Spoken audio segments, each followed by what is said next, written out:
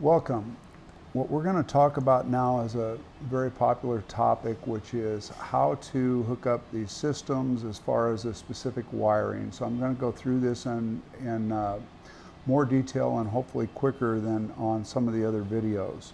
So I'm going to start with our single boom controller, which is a smaller box. It's got an on-off switch and then it has a pressure switch. The most complex hookup on either of these is when we get into the spade terminals, which are these individual terminals like this, and what color of wire goes on what piece of spray equipment. So for the single boom system, and multiple booms for that fact, the yellow and green wire are going to go on your pressure regulator. So you're simply going to plug in one terminal on each of the individual terminals on the pressure regulator of the yellow and green wire, and that will satisfy the need there. Now on top of the pressure regulator, a reminder is that there's a positive and a negative that's actually molded into the pressure regulator. That is actually determined by whether the pressure switch is either up or down. A quick shortcut on that is when you start your system up and you push the switch up, for instance, if the pressure begins to drop right away, simply reverse these wires, go pressure switch up again, and you will see that it's building pressure again. That's the fastest way to make a quick adjustment like that.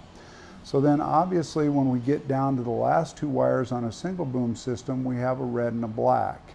The polarity of these also does not factor into the solenoid operation. The solenoid is a magnet, so simply flipping the switch, we're going to send current through in either a clockwise or a counterclockwise circulation around that coil, making the magnet. The magnet's going to operate in either direction. So we just simply need to have the red and black wire connected to the single solenoid. So that's going to cover very quickly the single boom system.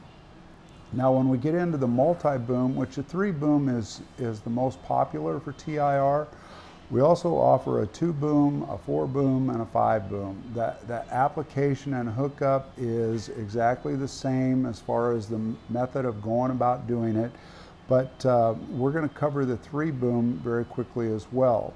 The first joint is the cab harness, which comes off of the control box, to the sprayer harness, which is what ultimately hooks to the valves. That's a very easy hookup. The 6 go into 6 and we're ready to go.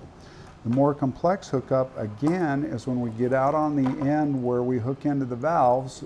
We've got this mess of wires. We've got all these different connectors. Where do they go?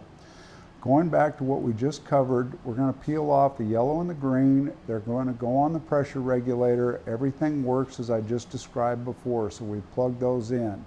That's going to leave us with a group of red wires, a black wire, a blue wire, and a brown wire. Now in TIR's wiring schemes, these red wires are actually your ground or your negative wires. So we're going to plug one red wire on each solenoid.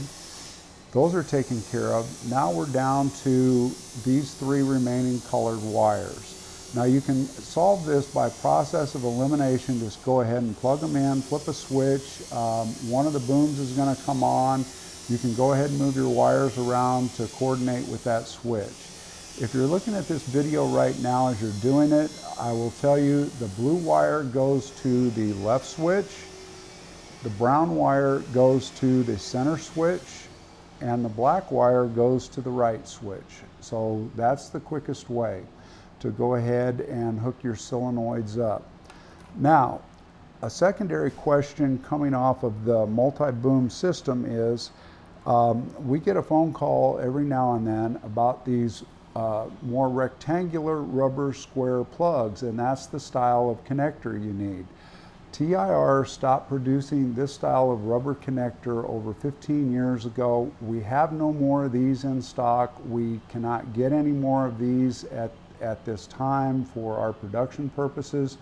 So the option at that point is to either replace the entire control box and sprayer cable, or a cheaper alternative that TIR does offer is a replacement kit or a repair kit, which is going to have the individual metal terminals. It's going to come with one of the black connectors, depending on which end you need. And it's also going to have these small green silicone seals. So very quickly, you would daub the end of the wire as these have been done. And the easiest method is, while the wires are daubed, you go ahead and you slide these green rubber silicone seals on to approximately 1/4 to 3/8 of an inch. You'd go ahead and strip the wire from that point forward. On these small connectors, you break them off individually. There's a very high set of tabs. That high set of tabs is going to go around the small end of your green silicone seal, and then the smaller tabs are going to crimp around the wire. And then you simply plug that in. These terminals actually have little barbs, so once you plug them in, they don't come out without a specialized tool. So make sure that when you go to plug them in to their individual spot, which there's an A, B, C, D across there to match up, that you have your wires matched up.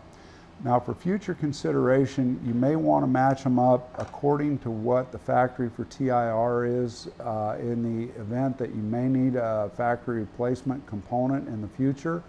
Probably the best way to get that would be to jump on the TIR website, look at the position of the individual connectors, because we follow the same wiring scheme for everything. So note where the clip is on either this side or this side, and then you simply match up and run red, blue, yellow, green, black, and brown in those particular terminals, and you'll be matched up to a factory TIR in the future. That's all I have for today, so thank you. Texas Industrial Remcor, quality valves and controls today and tomorrow.